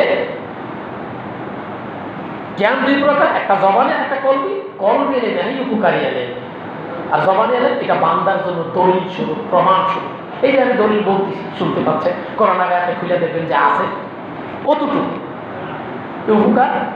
জমি দিবে না দলিল দেবে? দলিল শুধু সাক্ষী দিবে এমুক জায়গায় এমুকের জমি আছে। উপকার চাষ করলে দিতে হবে, চাষের জায়গা হলো ফলন। এই জন্য ইয়াতে ব্যাখ্যা করতে যে হাদিস কুচিত থেকে আল্লাহ রাসূল বলেন যে আমি তোমাদের রূপ চেহারা দেখি না, আমি দেখি তোমাদের অন্তঃকরণ। তাহলে অন্তঃকরণটা আল্লাহ দেখে। আপনি কি বলতেছেন? আল্লাহ পাক সব ভাষা বুঝেন, আল্লাহ রাসূল সব ভাষা বুঝেন, আল্লাহ ওয়ালারা সব ভাষা বুঝেন। যদি বলেন কেন? আল্লাহ তাদেরকে সেই জ্ঞান দান করেন। বুবালু কথা বললে বুঝে। কিভাবে বুঝে? আপনারা কি মনে করছেন? এটা কি এমনি এমনি আল্লাহ জ্ঞান না দিলে? অন্ধ কথা বললে বুঝে কিভাবে? আল্লাহ জ্ঞান যাদেরকে দিয়েছে সব ভাষার জ্ঞান আল্লাহ দান করেন। বাংলা যিনি বুঝেন, এই বাংলার মাধ্যমে আল্লাহ বুঝানোর ব্যবস্থা করেন। যিনি আরবি জানেন, আরবির মাধ্যমে, অর্থাৎ যে যেভাবে বুঝে, যার কারণে আরবিতে বড়ভাষীরা আরবিয়ান ছিল, যার কারণে আরবি ভাষা আল্লাহ কোরআন নাযিল করেছেন। কারণ এটাই। তো যাই হোক, তাইলে আল্লাহ সব ভাষা বুঝেন। আপনি আপনার অন্তঃকরণ, আপনি কি কোন পড়ছেন না কোন পড়ছেন, আপনি কি পড়লেন, এটা আল্লাহ ঠিকই বুঝতেছে। দলিল, এরও দলিল রয়েছে। হযরত বিলাল রাদিয়াল্লাহু তাআলা উনি উচ্চারণ করতে পারতেন না। আপনারা এই ঘটনা জানেন। আযান দেওয়া হলো, এই আযান আল্লাহ দরবারে যায় নাই, পরে বিলাল দিলেন। ওই বিলাল দিলে যে আযান শিন উচ্চারণ হতো না, ওইটাই আল্লাহর দরবারে আল্লাহ শুনেছেন, আল্লাহ বুঝেছে। আল্লাহ দরবারে ওই আযান পৌঁছাতো। আর সুন্দর আযান, বাহ্যিক সুন্দর আযান হইল, এই আল্লাহ দরবারে আযান পৌঁছাতো না। তাইলে আল্লাহ কিন্তু সব ভাষা বুঝে। ঠিক তেমনি ভাবে আল্লাহ রাসূল সব ভাষা বলেন। কি আল্লাহ রাসূল সব ভাষা বলে বুঝেন নাই? প্রমাণ নাই? উঠছে বলতে, ইয়া রাসূলুল্লাহ, আমার মালিক আমাকে খেতে দেয় না। কি হাদিস শোনেন নাই? আমাকে কষ্ট দেয়। উটের মালিককে ডাকা হলো, তুমি কি এরকম? জি ইয়া রাসূলুল্লাহ, আমি আর কষ্ট দেব না। বনের হরি বাচ্চা রেখে আসছিল, আটকায় রাখলো। আল্লাহ রাসূল ছেড়ে দিলেন। ইয়া রাসূলুল্লাহ, আপনি তো মহান দয়াল নবী, আমার এই অবস্থা, আপনি আমাকে একটু মুক্তির ব্যবস্থা করেন, বাচ্চাদেরকে আমি নিয়ে আসি। কি কথা বলেন নাই? কথা বুঝছে কিনা? আল্লাহ রাসূল বুঝতে কিনা? যদি আল্লাহ রাসূল বুঝেন, ওয়ারাসাতুল আম্বিয়া বুঝবে কিনা? দলিল দেখেন, প্রমাণ দেখেন। আপনারা আরো সাহাবা কেরামের ঘটনা যদি শুনেন, যে সাহাবা কেরামরা একসময় যখন একটা পরামর্শ চাইল, তখন বিজয়ীরা তাকে জঙ্গলের ভিতরে পরামর্শ দিল, যেখানে বাঘ ভালুক বসবাস করে। সাহাবা কেরাম এখানে ঢুকে বাঘদেরকে বলল, এই তোরা জানিস আমরা এমন সাহাবী, তোমরা এর থেকে বেরিয়ে যাও। বাঘ সব চলে গেল। যাইল কিনা? বাঘের কথা শুনি কিনা? শুধু তাই নয়, আমাদের প্রিয় হযরত হাকিম আব্দুল হাকিম মুজাদ্দিদ রাহমাতুল্লাহ, তিনি বাঘের সাথে, সুন্দরবনের বাঘের সাথে খেলাধুলা করেছেন। মুহম্মদ আলী শাহ, তারেক, হযরত আহমদ রাসেলুল আমিনুদ্দিন হানাফি রাহমাতুল্লাহ পরিবার, তিনি সুন্দরবনের গভীর জঙ্গলে বসবাস করতেন। একসময় বললেন, হুজুর আমি হাকিমকে নিয়ে যাব। ছোট অবস্থা, 8 বছর বয়সে নিয়ে গেলেন জঙ্গলে, নিয়ে শব্দ করলেন, বাঘ চলে আসলো, রয়েল বেঙ্গল টাইগার। বাঘ পাহারা দিল। আর যখন যা খেতে চায় তখন খাবার চলে আসতো। হযরত হাকিম আব্দুল হাকিম নির্ভীক, সাহসী, তিনি বাঘের সাথে খেলাধুলা করে কাটাইলেন। মনের ভিতরে প্রতিক্রিয়া সৃষ্টি হলো, মানুষও তাইলে কথা শুনে বাঘের। তোমরা ভয় করো এমন ভাবে ভয় করো তাদের মতো যাদের কথায় বাঘে শুনে, পশু শুনে, পাখি শুনে। যদি কোনো মানুষ, কোনো আল্লাহর বান্দা আল্লাহর ইত্তেবা করে, আল্লাহর মনোনীত হয়, সমস্ত পৃথিবী তার মনোনীত হয়ে যায়। সমস্ত পৃথিবী বাঘ ভাল্লুক সব তার কথা শুনবে। তা মনে আমাদের প্রিয় দাদা পীর হযরত হাকিম আব্দুল হাকিম মুজাদ্দিদ রহমাতুল্লাহ সুন্দরবনের গভীর জঙ্গলে তিনি বাঘের সাথে খেলাধুলা করছে মাত্র 8 বছর বয়সে। পরবর্তী প্রতিক্রিয়া সৃষ্টি হলো, ভাগও তাহলে মানুষের কথা শুনে। কারণ সমস্ত সৃষ্টি আশরাফুল মাখলুকাত, বশিরুল্লাহ প্রিয় বলেন আশরাফুল মাখলুকাত হিসাবে সৃষ্টি করা হয়েছে। এই আশরাফুল মাখলুকাত হতে হবে, এক্সিট করতে হবে, সমস্ত সব কিছু এক্সিট করে উপরে যেতে হবে। আমি যদি কোনো পশুর মতন আচরণ থাকে, সব কিছু যদি এখন থাকে, তাই আমি এক্সিট করলাম। এই জন্য বলছেন না, এই মানুষকে আবার বলছেন আল্লাহ সূরা আরাফ 179 নম্বর আয়াতে এই মানুষকে আল্লাহ বলছেন পশুর চেয়ে নিকৃষ্ট।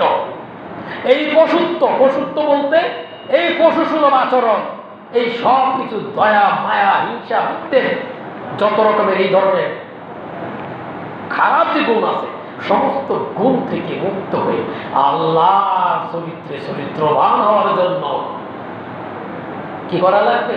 এই জন্য জনাব আমাদের ভাই শাকাতুল সোহাগ বলেছিল, আল্লাহর রঙের কথা আল্লাহ বলছেন সিগাতুল্লাহ, কোরআনের একটা আয়াত আল্লাহ বলছেন আমার রং এর চেয়ে সুন্দর রং কি আর আছে?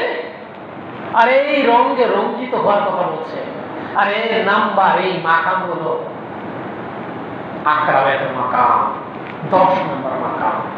ফানাফের সাহেব মাকামগত আলোচনা একটু করার প্রয়োজন, তাই ফানাফের সাহেব হচ্ছে ফানা মুর্শিদের রঙে রঞ্জিত হওয়া। চিনি, পানি, লবণ দিয়ে শরবত যদি তৈরি করা হয়, আলাদা করা যায় না। মুর্শিদের রঙে রঞ্জিত জন হয় আল্লাহর প্রেমের কারণে, আল্লাহর রাজি খুশির জন্য, ওয়ারাসাতুল আম্বিয়ার মাধ্যমে। এই রঙে যখন রঞ্জিত হয়, তখন ওই সালেহ মুর্শিদের প্রেম, ভালোবাসা অন্তঃকরণে তৈরি হয়। তখন আল্লাহ বলছে এই 8 নম্বর মাকামের আয়াত, সানুরিহিম আয়াতানা, এই রঙে রঞ্জিত হওয়ার কারণে, মাকামে বিলীন হওয়ার কারণে আল্লাহ বললেন আমি তোমাকে দেখাবো। কি দেখাবো? আমার সত্য নিদর্শনগুলা, অর্থাৎ চক্ষুকে আল্লাহ খুলে দেবেন। এই চক্ষু আল্লাহ খুলে দেবেন। কোথায়? 8 নম্বর মাকামে। এই আল্লাহ সেই জ্ঞান, বিশেষ জ্ঞান অর্জন করার জন্য আল্লাহ বান্দার চক্ষু খুলে দেবেন 8 নম্বর।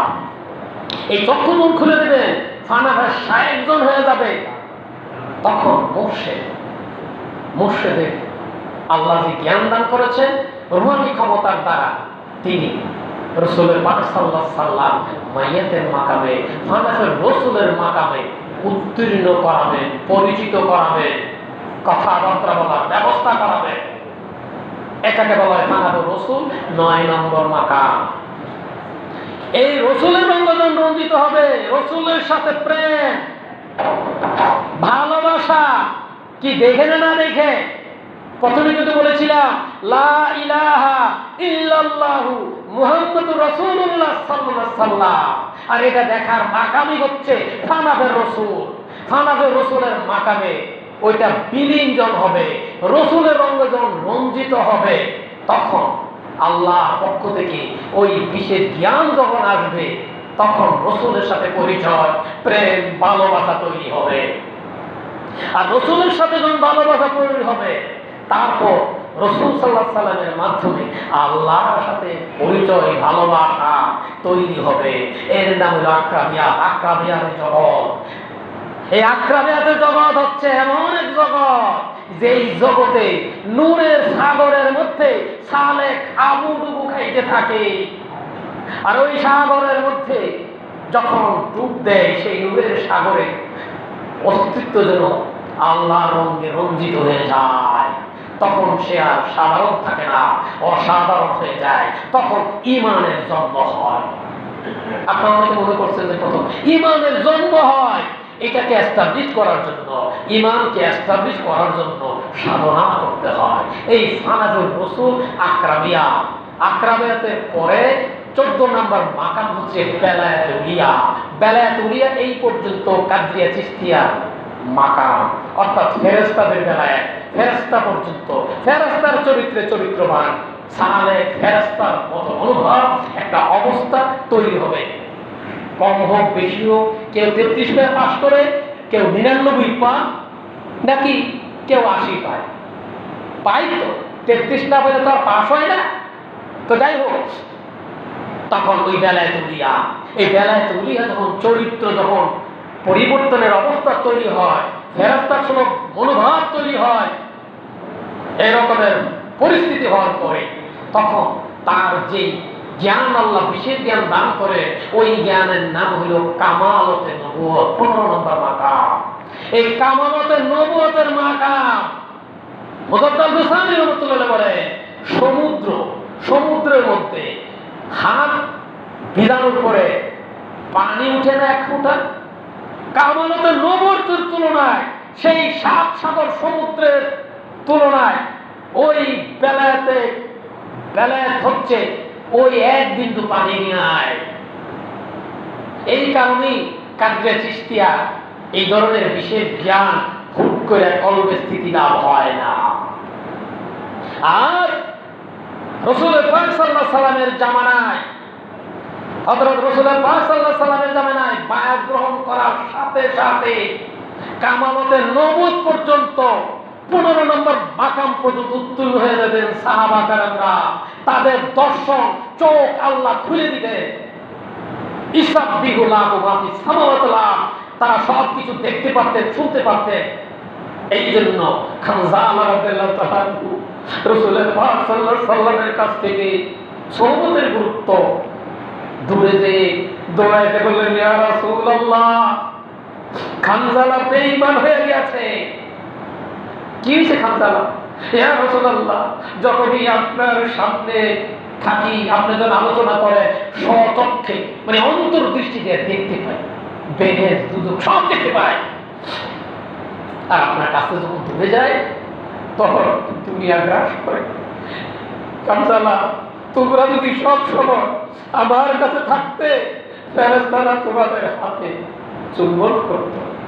যার কারণে আল্লাহ বলছেন, ইয়া আইয়ুহাল্লাযিনা আমানু আত্তাকুল্লাহা ওয়া কুনু মা'আস সাদিকিন। এর কোনো বিকল্প নেই। এই জন্যই ওয়ারাসাতুল আম্বিয়া সহবত এত গুরুত্বপূর্ণ। এর ব্যাখ্যা করতে আল্লাহ বলেন, হুমুল লাযিনা ইযা যিকিরাল্লাহ, সেই আল্লাহ নবী যার কাছে গেলে আল্লাহর কথা স্মরণ হয়। দুনিয়ার যত কাজকর্ম আছে, মুর্শিদ কেবলা আসার সাথে সাথে যদি আপনার আল্লাহর কথা স্মরণ না হয়, তাইলে এই তরিকা করার কোনো প্রয়োজন বলে আমি মনে করি না। বুঝতে হবে আপনার আকীদার মধ্যে গন্ডগোল আছে, আপনার ঈমানের মধ্যে ঘাটতি আছে, আপনি বাইরা যুক্ত কাজী সংশোধন করার জন্য মুক্তবাদের আলোকে পূর্ণ আত্মসমর্পণের কোনো বিকল্প নাই। আর এই পূর্ণ আত্মসমর্পণ হচ্ছে ফানাফের রসুলের মাকামি। দেখেন লেখা আছে ওখানে, মাকামের নিচে নিয়তের নিচে লেখা আছে, পূর্ণ আত্মসমর্পণ ছাড়া কোনো লাভ নেই। মানে লা ইলাহা ইল্লাল্লাহু মুহাম্মাদুর রাসূলুল্লাহ সাল্লাল্লাহু আলাইহি সাল্লাম, নেই কোনো মাবুদ ইল্লাল্লাহ, আল্লাহ ছাড়া কোনো মাবুদ নাই। তাহলে এটা দেখতে হবে। কাকে দেখতে হবে? রাসূল সাল্লাল্লাহু আলাইহি ওয়াসাল্লাম দেখতে হবে। দেখার মাকাম কোনটা? ফানাফের রাসূল। ওই মাকামে যখন পরিপূর্ণ হবে, আল্লাহ পাক জ্ঞান দান করবে, প্রেম ভালোবাসার কারণে রাসূল সাল্লাল্লাহু আলাইহি ওয়াসাল্লামের প্রেম হবে। আকরামিয়া, বেলায়েত উলিয়া, কামালাতুন নবুওয়াত। কামালাতুন নবুওয়াতের পরে কামালাতুর রিসালাত, তারপরে আমি চলে যাব হকিকতে কাবা। আমরা যে ধরনের কাবা দর্শন করতেছি, হকিকতে কাবা কিন্তু বিশেষ কাবা। এই দর্শন এর বিশেষ জ্ঞান যখন আল্লাহ কাউকে বুঝবে, তাহলে সে বুঝতে পারবে, অন্যথায় বাহ্যিক দেখে বুঝতে পারবে না, যদি আল্লাহ জ্ঞান দান করে। তারপরে আমি হকিকতে কোরআন নিয়ে আপনাদের কিছু কথা আপনারা শুনছে। আল্লাহ কিন্তু কোরআন পাকে বলছেন, আমি কোরআন যদি পাহাড়ের মতো অবতীর্ণ করতাম, লাউ আনজালনা হাযাল কোরআন, আপনারা জানেন না এই কোরআনকে যদি আমি পাহাড়ের মতে অবতীর্ণ করতাম তাহলে কি হতো? পাহাড় চূর্ণ বিচূর্ণ হয়ে যাইত। তো এই কোথায় নাজিল করছে কোরআন? আল্লাহ বলছেন কোরআন পাকে আছে, আমার নিজের কথা না, আমি মুহাম্মদের কলবে কোরআন নাজিল করেছি। কোরআন কোথায় নাজিল করেছে? মুহাম্মদ সাল্লাল্লাহু আলাইহি ওয়াসাল্লামের কলবে। তাহলে কোরআনটা কি? রাসূল সাল্লাল্লাহু আলাইহি ওয়াসাল্লামের চরিত্র। জিজ্ঞাসা করা হয়েছে আয়েশা, তোমরা কি কোরআন পড়ো নাই? এটা হলো রাসূলের চরিত্র, কমপ্লিট কোড অফ লাইফ, পূর্ণাঙ্গ জীবন ব্যবস্থা, পূর্ণাঙ্গ। সেটা কি? রাসূলের চরিত্র, এটাই কোরআন। কোরআনটা কি? কোরআনটা কি? আলোচনা শুনেন না, বুঝেন না, তাই না? এইটা হলো রাসূলের চরিত্র, কোরআন। দিস ইজ কোরআন। এটা কি? ভারী বস্তু। কোরআনের একটা আয়াত যখন নাযিল হতো তখন কি হতো? উঠ বসে যেত, জ্বর উঠে যেত। আর এখন পকেটে রাখা হচ্ছে না। কে যে বলতেছিল যে এই কোরআন সে কোরআন না, কথাটা এভাবে বলা যাচ্ছে না। একটা হলো বাহ্যিক কোরআন, আক্ষরিক কোরআন, আর একটা হলো মূল কোরআন। মূল কোরআন তো পড়ে পাওয়া যায় না। মূল কোরআন transfer to transfer, transfer to transfer. Transfer কোথা থেকে? বাল্লা কোরআন দিলেন মাহফুজ, বাইতুল ইজ্জত, রাসূল পাক সাল্লাল্লাহু আলাইহি ওয়াসাল্লাম কলবে ধারণ করলো সেই কোরআন। আর কেউ স্বীকার করে নাই, আর কেউ রাখতে পারে নাই। তারপর এই কোরআন কি ওখানে সে এই জন্য এই আয়াতের ব্যাখ্যা করতেছে মুজাদ্দাদ সানি মাবদামের বলছেন, আমার পি কোরআন মজিদের যদি আমি হেদায়েত না পাইতাম আমি কি হতাম? আমি ধ্বংস হয়ে যাইতাম। খুলে দেখবেন মুজাদ্দাদ সানি কি বলেছেন তিনি। তাহলে কোরআনটা কি? রাসূলের চরিত্র। এই চরিত্র নিজের মধ্যে যদি না ফুটানো যায়, কোরআনের চরিত্রে যদি চরিত্রবান না হওয়া যায়, তাইলে এই কোরআনের জ্ঞান কি আসবে? আসবে না। আর এই জন্য এইটা হলো আল্লাহর এক বিশেষ রহমত। এই জন্য এই আয়াতের ব্যাখ্যা করতে যে আল্লাহ ব্যাখ্যা করছেন সূরা ইউনূসের ৫৮ নম্বর আয়াতে। আল্লাহ কি বলছে? যে কোরআন এবং রহমত আমি নাজিল করেছি, যেটা দুনিয়ার ধন সম্পদ ইত্যাদি সঞ্চয় থেকে উত্তম। তাইলে এই কোরআন এবং রাসূল সাল্লাল্লাহু আলাইহি ওয়াসাল্লাম এটা মহামূল্যবান দুইটা সম্পদ, যা ওমা আরসালনাকা ইল্লা রাহমাতাল লিল আলামিন। এটা মানুষের জন্য, গাছের জন্য, পশুর জন্য, পাখির জন্য, সব কিছুর জন্যই ওমা আরসালনাকা ইল্লা রাহমাতাল লিল আলামিন, সব কিছুর জন্য রহমত স্বরূপ। এই জন্য গাছ গাছালির মধ্যে আল্লাহ পাক বিশেষ নিয়ামত দান করেছেন, যে নিয়ামতের মাধ্যমে রোগ মুক্তির জন্য, সুস্থতার জন্য আল্লাহ নিয়ামত দান করেছেন। আর এই নিয়ামতটার নাম হচ্ছে আল্লাহ পাকের যে নিয়ামত, এর ভিতরে বিশেষ উল্লেখযোগ্য নিয়ামত মধু। এই জন্য সূরা না হলে একটা মধু নিয়ে একটা সূরাই নাযিল করলেন। মধুকে কি বলা হয়েছে? শিফা, রোগ নিরাময়ের একটা বিশেষ উপাদান, এর নাম মধু। আর একটা কালোজিরা, যেটা সকল রোগের ঔষধ। মধু কালোজিরা এটা তিব্বে নববীর আদলে রাসূলের পাক সাল্লাল্লাহু আলাইহি সাল্লামের চিকিৎসা। এখানে মধু এবং কালোজিরা সকল রোগের ঔষধ। এখন মধু মানুষের রোগ মুক্তির জন্য বিশেষ ভূমিকা এবং গুরুত্ব প্রদান রাখে। মধু নিয়ে যদি আলোচনা করতে যায় কোরআন এবং হাদিসের আলোকে 1 ঘন্টা লাগবে, সময়ের প্রয়োজন, আমি ওইদিক গেলাম না। যাই হোক, তাইলে রাসূলের পাক সাল্লাল্লাহু আলাইহি সাল্লামের সেই বলছিলাম হকিকতে কোরআন। তাহলে এই কোরআনের জ্ঞান বুঝতে গেলে হকিকতে কোরআন বুঝতে হবে, না হইলে কোরআনের অর্থ দুই রকম হয়। একটা হলো বাহ্যিক অর্থ, আর একটা হলো আধ্যাত্মিক অর্থ। তাহলে বাহ্যিক দেখে পড়ে অর্থ উল্টাপাল্টা করা হবে। সূরা দুহা এখানে কিন্তু 7 নম্বর আয়াতের অর্থ অধিকাংশ নাম ভাই আলাদা এর ভুল ব্যাখ্যা করে কিনা? কোরআন শরীফ খুলে দেখবেন 7 নম্বর সূরা দুহা ও দুহা, ওই সূরা 7 নম্বর আয়াত ভুল ব্যাখ্যা করে। অনেকে লেখে, কি লেখে? নাউযুবিল্লাহ মিন যালিক। আমি কি তোমাকে পথভ্রষ্ট পাই নাই? এর অর্থ তো পথভ্রষ্ট নয়। অর্থাৎ যে পথভ্রষ্ট সে তো এছাড়া কিছু দেখে না। আমার কথা কি বুঝছেন? সে কি অন্য কিছু দেখে? আরে ভাই, সরিষার তেলের পাত্র উপর করলে এর মধ্যে কি সরিষার তেল পড়বে না মধু পড়বে? কথা বলে দেখতে কি রকমের? কি পড়বে? সরিষার তেল পড়বে। কেরাসিন তেল পাত্র উপর করলে কেরাসিন তেল পড়বে। তার সে হইল কি সে যা দেখে সে তো নিজেই পথভ্রষ্ট, এই জন্য তার চোখের ভিতরে যা দেখে পথভ্রষ্ট। এই জন্য ওই ব্যক্তি, ওই নামধারী আলেম, যেই জন্য এদেরকে বলা হয়েছে তিন দল ইসলামের দুশমন। দুনিয়াদার আলেম, বন্ড সুফি, দুনিয়াদার বাদশাহ, এগুলো ইসলামের দুশমন। তাহলে এখানে এই যে নামধারী যিনি আলেম, আল্লাহ বলছেন যে আমি তোমাদের অন্তরে আমার জ্ঞান এই জন্য রাখিনি যে আমি তোমাদেরকে আযাব দেব। হযরত আশারের মধ্যে থেকে বর্ণিত হাদিসটি, যে আমি তোমাদের অন্তরে যে জ্ঞান দান করেছি এই জন্য দান করিনি যে আমি তোমাদেরকে কষ্ট দেব, আযাব দেব। এক জায়গায় সম্পর্ক করে আল্লাহ পাক এই কথাটা বলবেন। তো যাই হোক, এই যে ভুল ব্যাখ্যা করে, কারণ এখানে দুইটা অর্থ আছে, বাহ্যিক অর্থ, আভ্যন্তরীণ অর্থ। যে কথা বলতেছিলাম, এখানে বাহ্যিক এবং আভ্যন্তরীণ কর্ম। হুসাইন রাদিয়াল্লাহু তাআলা আনহু এখানে মাত্র ৭২ জন ছিল, আর অপর দিকে ২২,০০০ ছিল।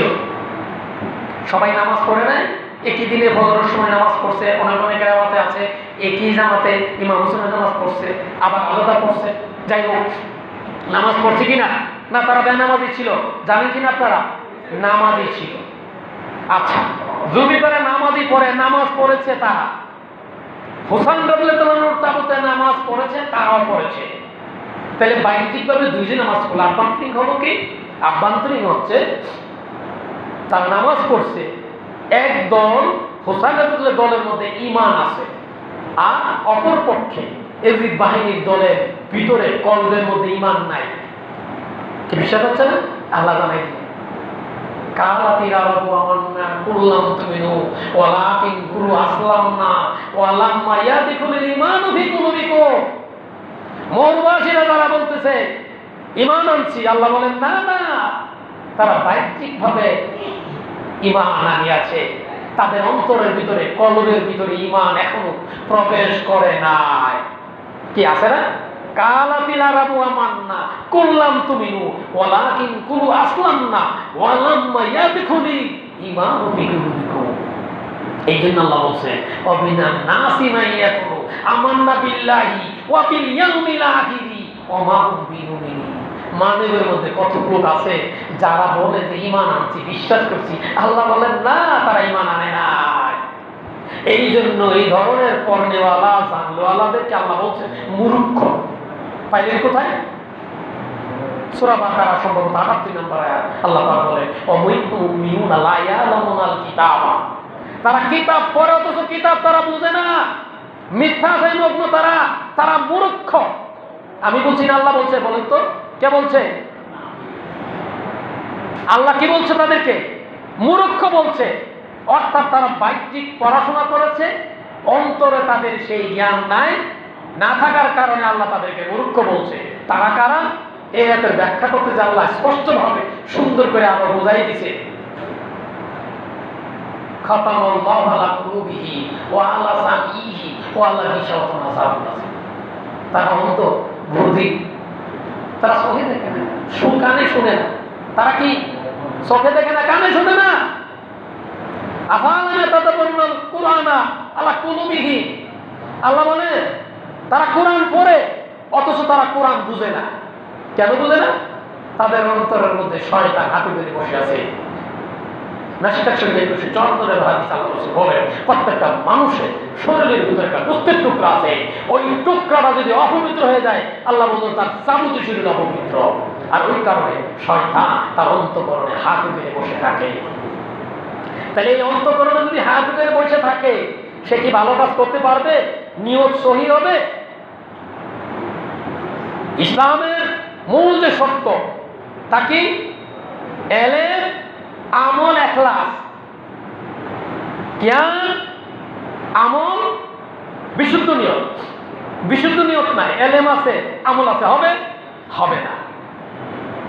আবার জ্ঞান নাই, আমল আছে, ইখলাস আছে, তাও হবে না, তিনটা লাগবে। তাহলে এই জন্য এটাকে পরিপূর্ণ করার জন্য আল্লাহওয়ালা, অন্তর্দৃষ্টিওয়ালা লোক লাগবে। তারা কারা? তারা হচ্ছে আল্লাহ প্রিয় বন্ধু, আর তারা চক্ষুবান এবং তাদের সাথে আল্লাহ বলে ওয়ালা তাকুলু লিমা ইউক্তালু ফি সাবিলিল্লাহি আমওয়াত বাল আহইয়াউ ওয়ালাকিন লা তাশউরুন। আল্লাহ বলেন তোমরা তাদেরকে মৃত বলিও না, তারা জীবিত এবং রিজিক প্রাপ্ত হচ্ছে। তারা কারা? তারা হলো আলাইনা আউলিয়াল্লাহি লা খাউফুন আলাইহি ওয়া লা হুম ইয়াহজানুন। এই আয়াতের ব্যাখ্যা করতে রাসূল পাক সাল্লাল্লাহু আলাইহি সাল্লাম নিজেই বলেন কালা রাসূলুল্লাহ সাল্লাল্লাহু আলাইহি সাল্লাম আল আমবিয়া ওয়াল আউলিয়া নুসাল্লি আলা কুবুরিহি কামা সাল্লাইতা বুয়ুতিহি। কি বলা হয়েছে? বুয়ুত। বুয়ুত মানে ঘর। আল্লাহ নবী বলেন আল্লাহ নবীগণ আল্লাহর ওলিগণ স্ব কবরের মাজারে তারা রুকু করে সেজদা করে, তারা জিন্দা ঘরের মধ্যে, কবরের মধ্যে। এটা হলো বুয়ুত। এই জন্য রাসূল পাক সাল্লাল্লাহু আলাইহি সাল্লাম হাদিসটি ব্যাখ্যা করেন হযরত মুসা আলাইহিস সালাম যখন নির্নর পানি দিচ্ছিলেন, আল্লাহ মুসা নবীকে বলেন হে মুসা ওই লোকটাকে সঙ্গে নিয়ে যাও। তিনি আর কেমন? তিনি হযরত ইউসুফ আলাইহিস সালাম 400 বছর পর্যন্ত সমুদ্রের জোয়ার ভাটা তোলা হলো বাক্স, সমুদ্রের জোয়ার ভাটার পানি প্রভাবিত হয়েছে 400 বছরের মধ্যে। কাফনের কাপড়টা ডিসকালার হয় নাই। আল্লাহ রাসূল বলেন কালা রাসূলুল্লাহ সাল্লাল্লাহু আলাইহি ওয়াসাল্লাম কাল আল আমবিয়া ওয়াল আউলিয়া নুসাল্লি আলা কুবুরিহি কামা সাল্লাতু বিহি। শুধু তাই নয়, আপনারা শুনেছেন 1933 সালে সেই ঘটনার কথা। হযরত হুযায়ফা রাদিয়াল্লাহু তাআলা আনহু এবং হযরত আব্দুল্লাহ রাদিয়াল্লাহু তাআলা আনহু তাদের লাশ দজলা নদীতে পানি উঠে গিয়েছিল। তদানীন্তন বাদশাহ ফয়সলকে স্বপ্ন দেখানো হয়েছিল এই বাদশাহ আমাদের দজলা নদীর পানি আমাদের কবরের ভিতরে ঢুকে গেছে, আমরা কষ্ট পাচ্ছি, আমাদেরকে সরানোর ব্যবস্থা করো। 3 দিন স্বপ্ন দেখানোর পর ভুলে গিয়েছিলেন। পরে জ্ঞান মুক্তিকে উনি আবার স্বপ্ন দেখাইলেন। পরবর্তীতে প্রধানমন্ত্রীকে বলা হলো যে এই ঘটনা যখন বাদশাহ ফয়সলের কাছে আসলেন তখন বলে ঠিক আছে একটা ডেট তারিখ করে এই স্থানান্তরের ব্যবস্থা করা হলো। এবং পৃথিবীর বিখ্যাত বিভিন্ন দেশ থেকে তখন এসেছিল একটা ঘটনা হাদিস কানুকে। তখন 1933 সালের ঘটনা। পৃথিবী দেখলো এখানে ব্লাড সার্কুলেশন হচ্ছে। যেই মানুষটা 1350 বছর কবরে ছিল তাদের কোনো পচে নাই। তারা কারা? ওয়ালা তাকুলু লিমা ইউক্তালু ফি সাবিলিল্লাহি আমওয়াত বাল আহইয়াউ ওয়ালাকিন লা তাশউরুন। অসংখ্য ঘটনা আছে, অসংখ্য হাদিস আছে যে আল্লাহর বান্দারা জীবিত এবং তারা রিজিক প্রাপ্ত হচ্ছে। আর এই জন্য জ্ঞান লাগবে। এটা হলো অভ্যন্তরীণ। যে কথা বলতেছিলাম হযরত হুসাইন রাদিয়াল্লাহু তাআলা আনহু এখানে বাহ্যিকভাবে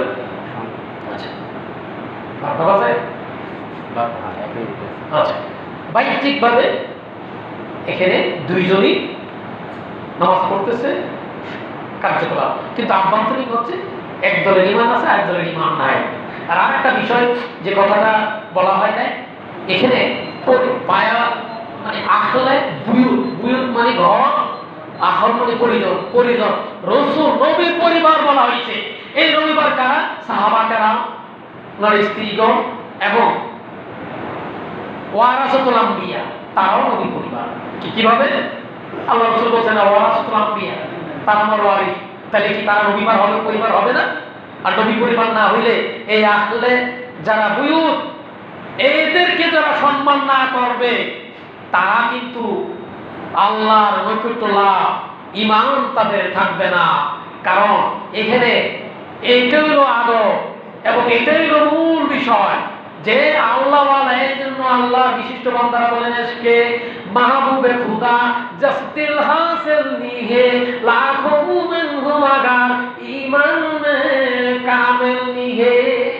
এই জন্যই বলছে আল্লাহর প্রেমে আল্লাহ বন্ধুদেরকে যে ভালো না করবে লাখো মুমিন হতে পারে, ঈমান তার পরিপূর্ণ হইল না। তাই এটি আমাদের কি শিক্ষা? এই 10ই মুহররম বিভিন্ন ঘটনা, এটা শুধু মর্মান্তিক ঘটনা, শেষ ঘটনা।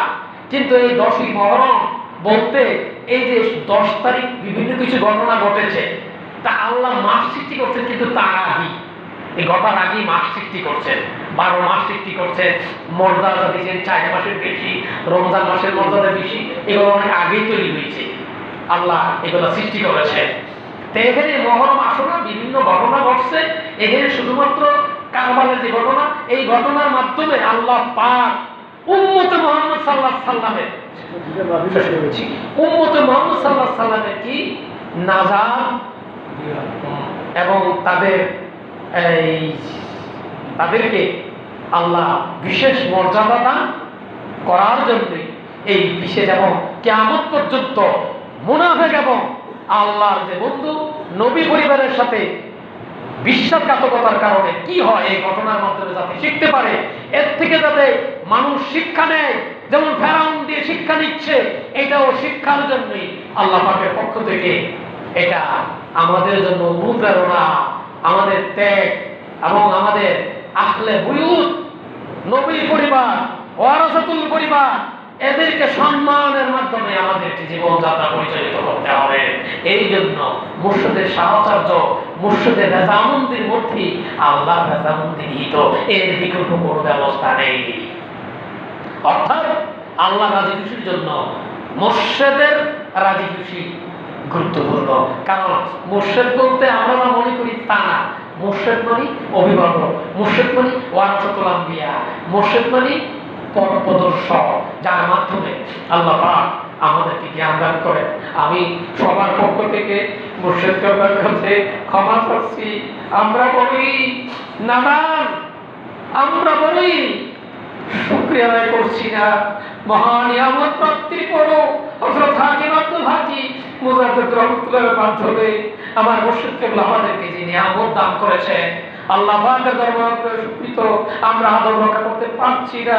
দোয়া প্রার্থী এবং ক্ষমা প্রার্থী আমরা যেন সেই আহলে বুয়ুত রাসূল পাক সাল্লাল্লাহু আলাইহি সাল্লাম এবং মুর্শিদের আহ্বানদেরকেও সম্মান করতে পারি এবং আইন অনুযায়ী আমরা সঠিকভাবে চলতে পারি। সেই জন্য দোয়া প্রার্থী, ক্ষমা প্রার্থী, আল্লাহ পাক আমাদেরকে তৌফিক দান করুন। আমার কথা কাজের মধ্যে যদি আপনারা কেউ কষ্ট পেয়ে থেকে আল্লাহর হস্তে আপনারা আমাকে ক্ষমা করে দেবে। আসসালামু আলাইকুম।